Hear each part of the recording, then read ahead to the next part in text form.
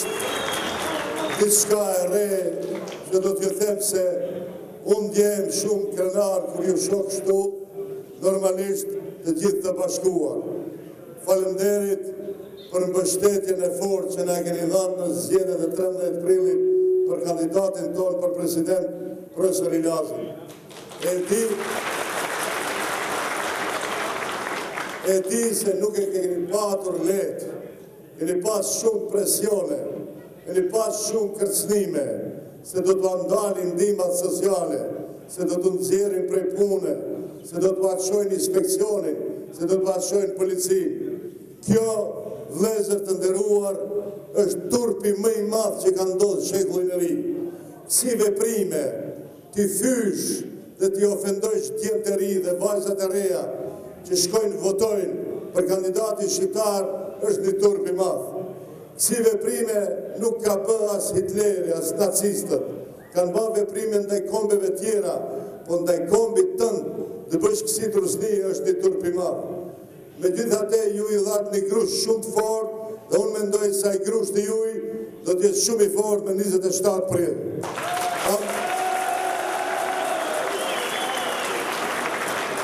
Kam derë të veçantë që janë mesin tuaj. Besoj se me një përkrahje të fuqishme që do të na jepni, ju do të na mundësoni neve që ne të mbrojmë juve. Ju e dini vëllezër, se ai zotnia po flet kohët e fundit shumë jerm.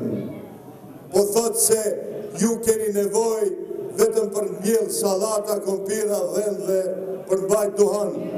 Kjo është një nënshmim shumë i madh që u bëhet juve dhe krejt kombit.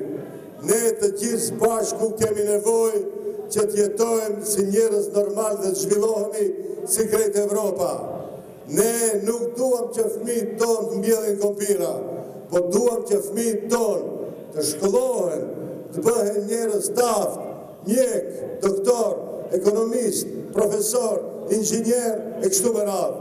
Ne duam që zonat ku jetojmë ne, infrastrukturat rregullohen, të kemi rrugë të mira, të kemi parqe si duhet, të kemi ambulanta të mira, spitale, shkolla e kështu me radhë. Unë besoj se në këtë mandat që vjen, neve do të na mundsohet ajo që ne ta bëjmë atë. Në anën tjetër, po ashtu flasin njerën, duhet të pyesim hapur, cilën qeveri do hyjnë ato. I keni pasa fotografi kanë vendos aty, se u ka thamë Gruevski idi slikajte se. Ju keni përfunduar. Ashtu është.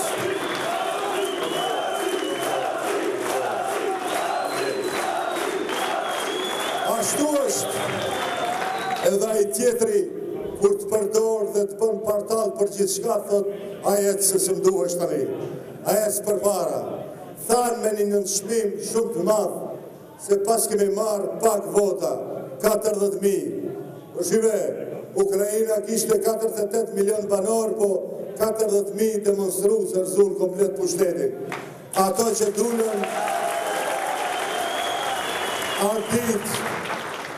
dulen atit të votojnë, ishin demonstrues dhe protestues, që të regonin se sa të pak nashun janë me këta faqezi, që atit nga kanë shajt babe nanë nga për vendvotime, nga kanë fyë dhe nga kanë ofendu.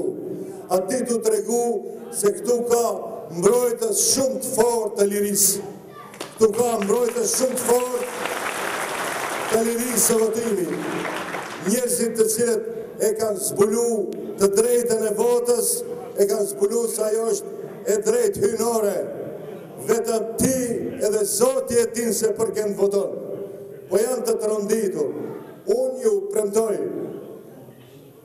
inshallah, këtë herë do t'jem zavend skri ministri juaj, dhe do t'angazhojmë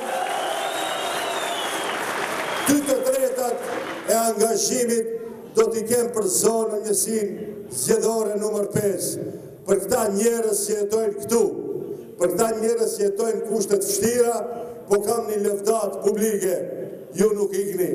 Natë e ditë këtu në tokë, po nuk largoheni për këtu. Allahu qoftë dhe vazhdoni në këtë qendres. Vazhdoni në këtë qendres dhe kjo do të shpërblehet. Edhe diçka duhet të them. të gjithë vëllezërve tonë që jetojnë pranë nesh, të themi s'ka problem, votoni katoni, zullum mos bëni, zullum mos bëni, për shkak se pas 28-it, nëse keni bë zullum, u thoni, mos hajtet e unë të më thush, ne jemi këshive, s'ka këshi, zullumi do të përgjigjemi me zullum, po të gjithë ata të jenë të lirë, votojnë, nëse jemi korekt, nëse korekt veprojnë ndaj nesh, ju mund të premtoni lirisht, se PDSH-ja nuk nxjerr prej pune, po shtin punën ndaj njerëz, se PDSH nuk e merr bukën, edhe i darën e dikujt t'jap tjetër kujt, po merr atje ku duhet dhe u jep edhe njerëzve tjerë. Ju lus për një angazhim maksimal, duhet jeni të sigurt. Sa më e madhe që t'jetë mbështetja për ne, aq më lehtë dhe aq më shpejt do të realizoj premtimet. Zoti na ndihmon. Faleminderit.